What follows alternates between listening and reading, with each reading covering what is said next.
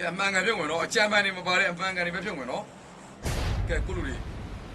တယောက်တည်း15ရေးတန်းတယ်လို့ပြောတော့နော်ဒီကဝယ်ငါနောက်လိုက်တယောက်တည်း15ရေးတန်းတယ်လို့ရှိရင်နော်9000နော်ဒီလေးတယောက်တည်း15ရေးတန်းတယ်အဲ့တော့9000ပြောရှောင်းဝမ်းပါတယ်တင်းကင်းနဲ့ဆို2000လေးတင်းကင်း30ဆိုဟို2000နဲ့ခုလားဟာခုလာတယ်တက်နေလို့ပြောကွာပြောနေတယ်ငါနောက်လေတိုက်ဆိုခုလာမေးကမယ်နော်ငါတို့မေးဘက်ကမယ်ပါမေးရပါပါရှော်ရီမင်းမရောက်ဘူးမေးကွာဒီကောင်ကမျက်နှာနဲ့ရေးထားတာလေနမပြေတော့တာတို့ပါပြီ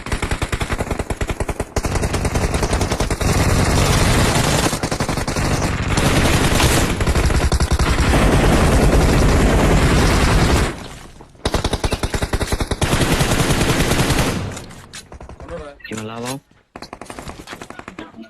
အောင်အောက်ထဲမှာโอเคมาလာအောက်ထဲမှာလာပါရှားတယ်ဒီအိမ်ဒ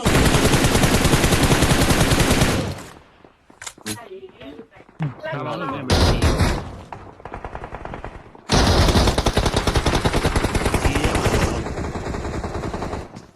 ကြီးတော့ကြောက်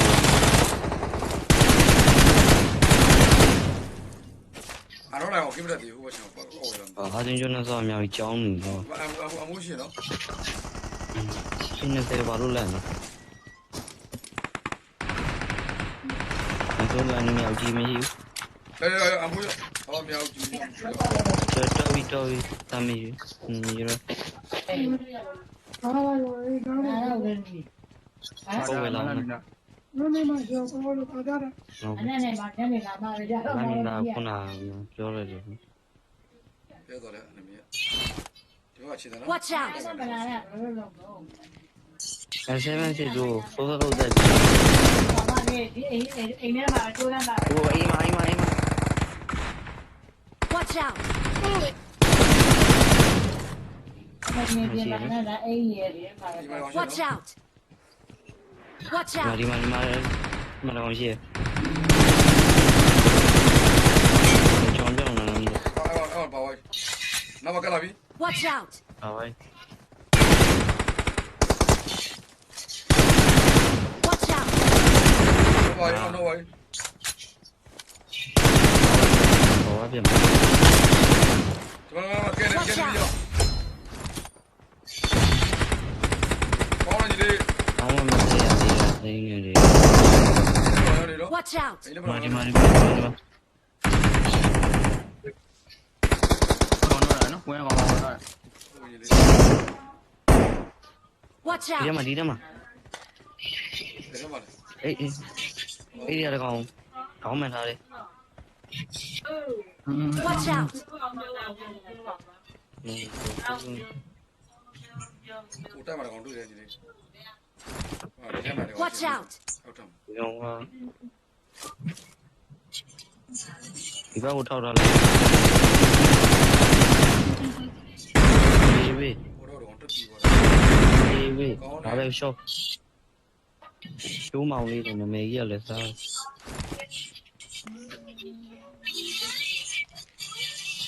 Watch out ပေါ်တော့ပါကောင်နော်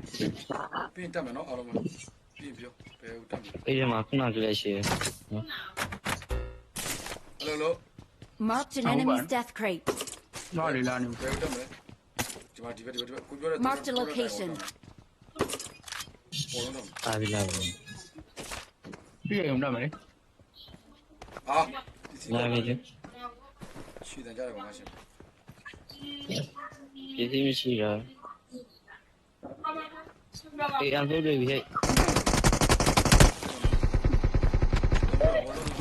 ဟုတ်တော့ ရှော့ โอเคအော်တော့ပါတော့ Watch out အော်တော့ပါတော့ရှင်ဒီရိုးရမှာနေရတယ်ဟာနောက်ကိုတော့ ဒီထဲမှာတော့ Watch out အောက်ထဲမှာပြပြ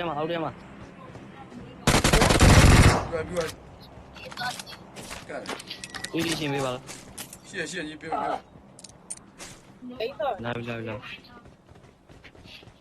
အော်အော်တော့ကနစဘူဘ ဝဲဥပါရဲ့ 啊，要，听得来没？ ဒီဒီမှာလေ 来来，你这个 အလန့်ချောင်းနေတယ် 要，没事，离着。 မင်း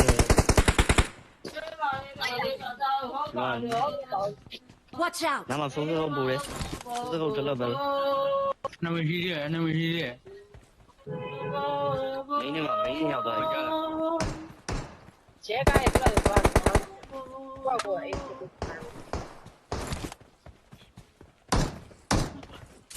在你。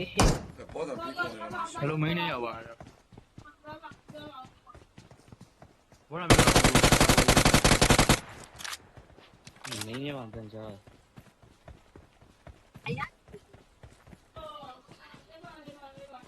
ညနေလာလေ 好过地外过破。 ဟာဒီ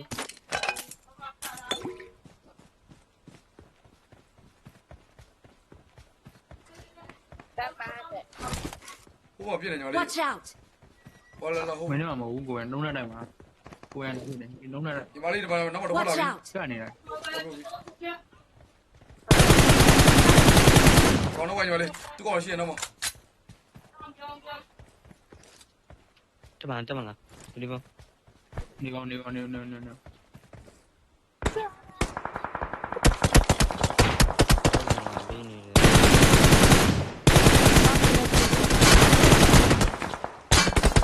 ဒီအောက်ပါလား 哎，明天吧。多少台吧？不要过来。 တန်းတော်တော့မတွေ့ဘူး 他妈的，哎，多少台吧来了？哎，来了。 ဆောတော့မဆောတော့မဆောတော့မတော့ကောင်းဟွာနောက်မတော့ကောင်း ဟင် ဟွာမှာ တော့တော့မတွေ့ဘူး 哎，小张往这条的，小张出你的呀呗。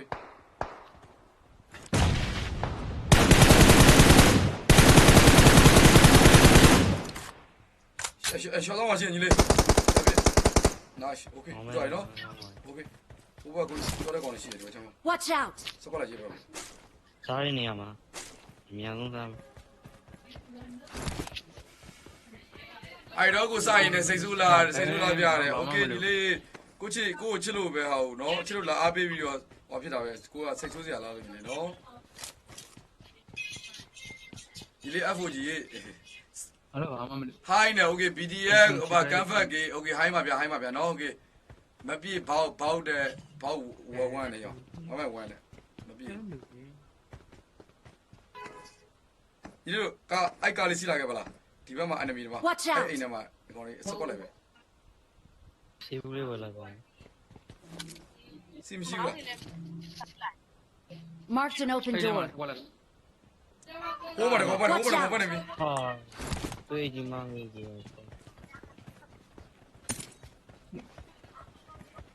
အဲ့ကောင်လေးဇုံဝင်ရမှာတဲ့လားငါတို့ကားစီရှိရဲဆိုကားကိုနားယူတာနော်ဟိုပိုင်တဲ့ဘက်ကိုလည်းကြည့်အောင်နေကြအောင် ကဘယ်နာမှာ အဲကားကလည်းရှော့တောင်းပါလေဒီ3ရက်တက်ကရှော့တောင်းပါလေဟိုဘက်3ရက်တက်ရှော့တောင်းပါလေကားကြီးကိုမတွေ့ရအောင်နေတော့သဘောကျတယ်ပဲနားပါလေကားတီးလို့မစီမလို့ရှိတယ်ဒီမှာအဲ့ပေါ်ကတကောင်ပြည့်တော့ဝါသေးကြ မစီပုံ Watch out! နော်ကောက်လေရအောင်တောင်းပြီးဘောကြ ငါစီ ဟွန်းမမဆိုင်ပေးကြည့်တယ်ဟုတ်ပါတော့မေးကြည့်ပါ တိုက်တယ် စီစီမရှိဘူးအဲ့ကလေးတော့ပြတော့ တောင်းသားလို့ စီရှောင်း ဘယ်နားလေးမှာကမတွေ့ဘူးတော့သွားကြည့်တော့မယ် ဟာရောငါပဲမားပြောအဲ့အကောင်ဟိုရောကားရှိအဲ့ဘယ်လေကွာရတယ်တော့ရောပြစ်သွားပြီဘိုးအဲ့ဒီပြစ်သွားပြီဒီကုန်း Watch out! ဒီဘုံတွေအများကြီးပဲကွာ ခေါ်နေကြပါလေယူမေဒီဘောရှိတယ် Marked a location. Marked a vehicle. ရလာစင်ပြေးလာအိမ်နောက်ကပါလေ အော် အဲ့ဒီဆိုလည်းခေါ်ကြအောင်နော်ထွက်ပြေးမျိုး ဟောတာကဟောဘုံမှာတွေ့တယ် ဒီနေ့ပြေးမလဲ ဟုတ်ညီလေးမတွေ့ဘူးဆိုညီလေးတော့ဟိုဘက်လာလို့ လာကာလာလာတဲဘုံမကြီးလေတောင်းမတယ်လာပြီမောတဲဘုံ ဒါပဲတက် ဘလူးစင်ကြရတယ်မော ဟောတော်လာမော တဲပုံတော့တဲပုံဆိုတာနေရာကောင်းအောင်ရေအောင်နော်နေရာကောင်းအောင်ရေ ရ အောင် ဖို့လာတော့ဟုတ်တယ်ဒိမမောင်းနဲ့ ကြောက်တော့ကဘာနာမရက်ပြီ ဘယ်နားမှာ အပုံဒီမမောင်းနဲ့တို့လို့ Watch out! အဲ့ပုံမှာโอเคရပြီအဲ့ချိန်မှာရပြီမဒီမှာတော့ဆင်းလာပြီလာထည့်လာရှင်းလိုက်လာပြေးပြီမနော်ဝိုင်း မပြေးတာလေတော့ ပါသေးဘူးနော်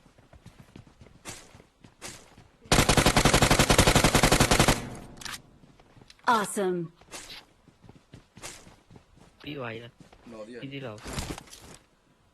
Watch out! အဲ့တော့ကတော့တွေ့ရလို့ပဲထိုးကြမှာတော့ဟုတ်မနော်မတော့မှာပဲချက်ကြည့်ပြောရှိမပြည့်တယ်ကဟိုလေကားလေးပြန်စီ အောက်ရောက်သွားပြန်ပြီကွာ ကားပြော ယူပြီတော်တော်ယူပြီ ကဲရောလာကားစီလေးရှိရုံးမပြောဟိုတည်းကလည်းလိုင်းကြောက်ရပြီချက်လက်လုပ်ပါဆိုလိုင်းကြောက်ရပြီ ညမအားဘူးပြီးသွားနေလို့လာတော့ ချက်လက်လုပ်လို့ချင်းကျွန်တော်လည်းမစော့တယ်နော်ဥတော်ဒီဘက်တက်ခဲ့ဥတော်ရှိလားမသိဘူးချက်လက်လုပ်ပါဆို तू ကလိုင်းသွားကြ ချေးလိုက်ပြီ ချစ်လမ်းညတော့မယ်ချစ်လမ်းညတော့ ချစ်ဒီဘက်မောဇီယာပြပြမောဇီယာပြပြမောဒီဇီယာပြပြမောတရားတော်လို့မြောက်တရားတော်ဝမ်းချစ်တယ်အပချမ်းပါဟုတ်တယ် တော့ချေးသူလမ်းကြောက်ဘူးမန်အေးတူ ကျွန်တော်คุยတော့မောပါလေဒီဘက်ဘုံလောက်ကောင်းနိုင်ကြတယ်ဘုံလောက်မှာကောက် ပတ်ပေးလောက်မယ်ချုပ် တိုင်း ပြင်း ကြောက်ရတယ်တော့တောင်းပါနေမှာတိုင်းကြောက် ဟောတာပေါ်လာ စင်ပြီးတော့ဘောတယ် ကျေးဇူးတင် မတောင်းရရောက်ရတိုင်းရတောင်းဖြစ် တောင်းကြတော့ရေ Watch မ out! နကောင် သိတယ် နကောင်ကို အနော်နေကောင်းလားခီးရလိုက်လား ဟိုနကောင်ရှိတယ် Watch out! မနကောင်အနောက်တော့ အဲ့ကောင်ညီမလေးဘောရောပြီးညီမလေး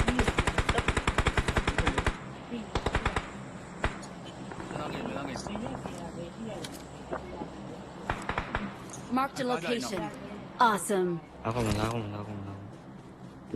ကျန်းနေသွား လာပါပါသူ တွေ့ပြီ ဒီကောင်ဘောကော အော်တောင်းကြမှာ Awesome. ပြန်လာခဲ့မယ် ကိုကုန်းမော်ချက်လန်းကြည့်ပြီနော်ကိုရမွေးလေးဆိုတော့မတွေ့ဘူး ကားစီကုန်သွားလား ရှိရောတယ်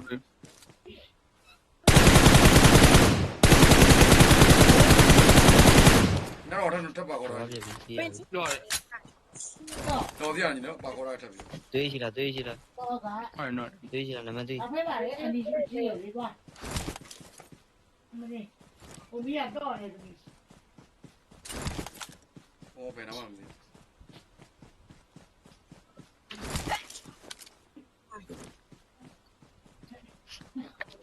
အဖေသူတို့အေးကြည့်တာ လိုက်တာရေး ကားစီကုန်သွားပါ အဲ့ လေ ရတယ်ပဲဟုတ်တယ်တောင်းတယ် ငါလည်းဘယ်ရစပတ်တယ်စီရမှာလေကိုစီပုံကထက်တာပြီကွာကုန်သွားတယ်ဟုတ်တယ် ကုန်သွားပြီ အာလိုက် ဒီကောင်အိမ်လေးတွေမှာလာမသိတော့ထင်တာပေါ့တော်သေးရအောင်တော့နော် ဟုတ်တယ်ညီမညာနကောင်နဲ့ဖက်လာမြင်လာမယ်သူ့ကောင်တကောင်တော့ပဲကြမှာကြမယ်ဆိုရင်ခဏမြန်မာကောင်နဲ့ဆိုပြော ဒီအိမ်သေးလေးရမှာ ကားစီမရှိတော့လားတကယ်မရှိတော့လားအော်စီမရှိတော့ဟိုကြီးရဖို့ထိုင်ပဲ ဘယ်ကောင်ရ အေးဟိုဘာလဲကိုရဟို73ခွန်ရပါပြီမင်းတို့ဘယ်ကောင်ရပါလဲချက်ပြော ည6ကောင် 3ကောင် 19 22ကောင်အဲဘာလဲအဘဘယ်ကောင်ရပါလဲ23ဟယ်လိုဟာဒီကဘေး ကို92 ဘယ်ကောင်လဲအေးအကောင်လေးတော့ပြောခဲ့ဘယ်ကောင်လဲပြောလဲမကော ဟုတ်ကဲ့ အော်ညီမလေးဒီဖြစ်နေလို့ သိနေရတယ်အဲ့ဒါလို့ပြော သူ့ဘာဖြစ်ကွာ ရှောင်းမပြောင်း နှ ပါ ကောင်ဖြစ်တကောင်ဖြစ်အဲ့လိုပြတယ် ကောင်မိလိုက်တော့နကောင်တော့တွေ့လိုက်ကို နှကောင်တော့ ကောင် မှာ တော့တွေ့လိုက် နှကောင်တော့ငါကြီးဘုရားဘလာပြောရလေ19 20 22 23ကောင်24ကောင် ည6ကောင် 24ကောင်24ကောင်တော့နောက်တော့6ကောင်ဟုတ်လားဟုတ်လား6 9ကောင်19 22ကောင် ဟိုသူ့နှစ်ကောင်မင်းမဆိုညီလေးနဲ့ကိုင်းနေ19ပေါ့ကွာဟိုကလည်းဟိုဟာ3ကောင်လေးလူကကအဲ့မှာ22ကောင်ဖြစ်နေပြီလေဟို2ကောင်ပဲဆို24ကောင်နောက်6ကောင်လောက်9ကောင်လောက်ထိုင်းကွာလူလေးကသူ့တော့ထိုင်းတော့သူကတော့လိုင်းကြနေရဆိုသူတို့ပဲဒီကထားလိုက်တော့သူတော့ပဲခေးရယူအောင်ကားမရှိတာနားလေကွာကားစီကုန်သွားတယ်အဲ့ရှိရ ကောက်လုံးမြင်ထောက်ရတာမားတာပဲ အေးဒီကကြီးလူကက တော့ခေါ်လိုက်တော့ ဟိုချက် အမခေါ်လေသူအားမမ အဲ့ဒါလိုက်မကောင်းလို့ ဟောလိုင်းမကောင်းဒီမှာလေးဦးဘယ်နှကောင်ရောက်ပါလဲလို့ဘယ်နှကောင်ရောက်ပါလဲ တောင်းရတယ် ကဲ အာကျွန်တော်ဒီကနေ့ကမကြည့်ဘူးချိုးကနားငန်းတောင်ပြီးတော့ ဒါလူ တောက်ကြီးရဲ့တောက်တရားကြီးပြပြကြောက်အောင်မကြောက် အာ မတူကြောက်လားမိရဘာလေးကြောက်လဲရှော့ တောက်လဲကြမှာ လိုက်35ပြည်ရင်းနဲ့တင်းကုတ်ချမယ်အား ဆို ရှော့ လိုက်တယ် လိုက်လေးမနေရသေးဘူး brother လိုက်လေးနေကြပါဦးဒီမှာကိုင်းကြတိုင်းကြီးလေးဒါပြီကိုင်းရတာနော် ဟိုကနောက်ပြီး လေးယောက်စီကဟိုလေးပြိုင်ကားပဲလေးယောက်ဆိုပဲစီကုံလောင်းနေတော့ငါလည်းချက်တော့ဝင်လိုက်မယ်အဲ့ကောင်တက်ချီလိုက်အာစီကုံဝိုက်လာကွာဒီကလာကြတယ် ဒီကားထဲမှာပုံပြီးတော့ပြေးအောင်ဟဲ့လားကောင် ဒီနားလေးမှောက်ချော ဒီ င်း ကားထဲမှာဒီတိုင်းနေပြီးပြလိုက်မယ် အနမီယာဗမာလဲလို့လို့ကြပါဦးအခုတော့ပြောင်းပြီးလိုက်ကြတယ် Watch out! ဘယ်လိုလဲ ဘယ်သူမှမပြင်းနဲ့နော် ညီတော့မရှိသေး ဘယ်လန်ကောင်လိုရတယ်ဘယ်လန်ကောင်လိုရတယ် ရရညီပြ ညီတော့မရှိနေလား nice ကြီးလေ ရှောက်ယူရှောက်ကိုင်းနေ ဒီတော့မြင်းနေရတာလေ ဒီ မြင်းနေရတာ စီကုန်း မြ လေး င်းနေရတာနော်ဒီအင်းနဲ့ရှောင်းဝင်ကြည့်မှညီတို့လားနော်အဲ့ပြပြတောင်းတော့ ဘယ်သိနေရတော့ ဟုတ်ပါ ဘောပါကြီး Marked a location. မပေါ်ဘူးလား location မပေါ်ဘူးလား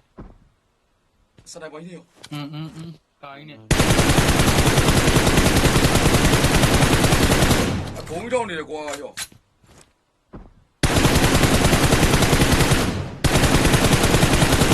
အာကြီးကကုံဝါရောငေါကြည်စင်းလို့ပေါ့ရောကြည်စင်းရှိတယ်ကြည်စင်းလို့ပေါ့ကြည်စင်းမရှိတော့ Watch out! အဲ့ဘက်လေ ကြည်စင်းရှိလားကြည်စင်း ဟုတ်ကဲ့ ဟယ်လိုကြည်စင်းရှိလားကြည်စင်းမရှိတော့ဘူးလို့တားကြ နောက် လား ကြောက်ယူနောက်ကြောက်ရအောင်ယူ ခဏလာပေးမယ်လာပေးမယ် မလာကြီးရတယ်လူကေးအောင်ဟုတ်တယ်ကောင်းတယ်ဒီကဲတဲ့မှာနှကောင်ရှိကြီးလေးကဲတဲ့မှာနှကောင်ရှိတယ်ဗျ ပြီးရက် ပြပြတယ် ဝါဘာလို့လာလဲဟုတ်တယ်စလေးရိုက်တယ်ဟုတ်တယ်ဖေးကရခဲ့တယ် အကဲတဲ့မှာနှကောင်ရှိကြီးလေးနောက်တဲ့၄ကောင်မထွိုင်းဂျိုင်ဝစကုန်းနဲ့မစုံဘူးလားတဲ့ဒီလေးဟိုဘာလဲဂျိုင်ဝနဲ့ဆောက်လာကြီးလေးနော်ဟိုကြီးလေးဒီကြီးဝါဆက်ကကြီးနှကောင်ရှိကြီးအဲ့ကဲတဲ့မှာဒီရလာမှာ Watch out! အာကြီးသေးကမရှိတော့တိုင်ပဲပြီ30ဆိုတော့ လာခဲ့ပြင်မယ်ပြင် ရကြီးလေးရောအဲ့၄ကောင်ဆိုတော့အဲ့၄ကောင်မှကျွန်တော်မှာကွာသွားပြီလို့ချက်လက်ငါလည်းကိုးတယ်ပါခုနအများကြီးကြံသေးတယ် Watch out! အဲ့မှာလည်းကောင်းနော်အာဇုံနဲ့ကောင်ဒီဝါပြီဟာသွားပြီဗောမမီတော့ဘူးချက်လက်ငါလည်းကိုးတော့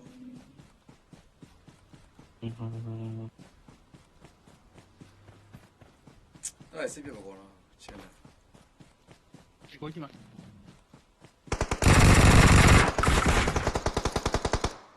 ရမင်းတို့ကိုမတော့ဘူးကြီး on live ဟိုဟောကျွန်တော်အဲ့တကောင်ဟောပြပြအဲ့ကျန်တဲ့ကောင်ဟောပြပြငါစကားဟောပြလို့ရှိရင်တကယ်လို့တင်းကင်းမပြည့်တယ်ငါဟိုရမှာနော် ရပြလေ ဘယ်တော့ပါလဲ ဖေးကယူရော ရအဲ့အိဘေပြောပါအိဘေအဲ့တကောင်ကိုပြပြတော့ကျွေးမပြည့်နဲ့နော်လိုက်ကဲအော်တော့လိုက်အောင်ကြာ ဟောနေတက် ခြာလေကွာဆောင်ရမင်းမင်း ဒီကောင်မကျွန်တော်ကြောက်ရေးတော့ယူဟောမပြည့်တော့ ဒီ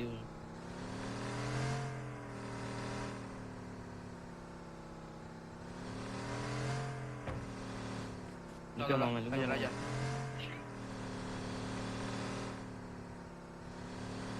တရားပေါ်ကြီး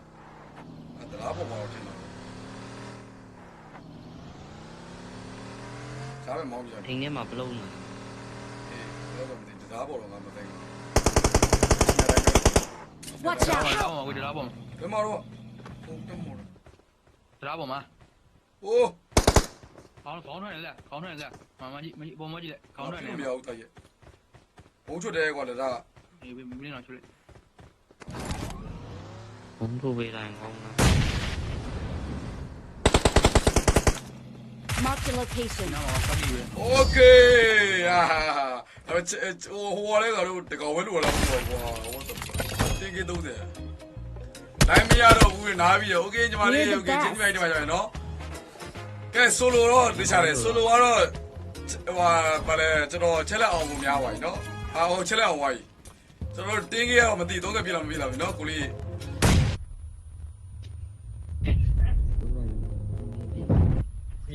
စိုင်းနေစိတ်မစိုးတဲ့စိုးရင်တော့တဲ့အကျယ်ချစ်တယ်တဲ့ဒီပြေတာကွာတော့တော့တက်တာနေကွာတော့တော့တက်တာရတယ်အိမ်အန်နာဟိုင်းနေဟိုင်းပါညီလေးအိမ်အန်နာကြီးနော်ဟိုင်းပါဗျကားကဘယ်နှကားရှိလဲတဲ့ညီလေးဒီတကားပဲရှိရနော်ကျဲဟိုအကားလေအကားမို့လက်စည်းမို့ကွာ2စီးလောက်ရှိတယ် 24 29 28ကောင်နှကောင်လဲလို့ပါ အော်28ကောင်မရလားโอเคကဲကျွန်တော်တော့ရသွားပြီနော်ဟုတ်တယ်ဟိုတည်း 1K ပဲတက်လာဟိုတည်းသူ့2ကောင်လုံးပြတာမရဘူးတဲ့